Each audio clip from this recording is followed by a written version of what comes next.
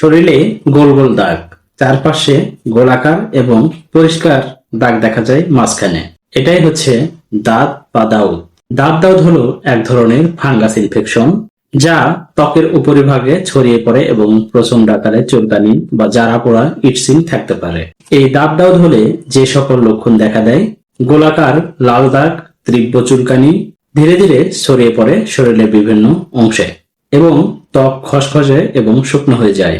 অনেকের প্রশ্ন থাকে, কেন হয় দাঁত দাউদ? ঘাম এবং ভেজা অবস্থায় থাকা, টাইট বা স্যাঁতস্যাঁতে কাপড় পরিধান করা, অন্যের তোয়ালে কাপড় শেয়ার করা, এছাড়া অপরিষ্কার এবং অপরিচ্ছন্ন থাকলে দাঁত দাউদ হয়ে থাকে।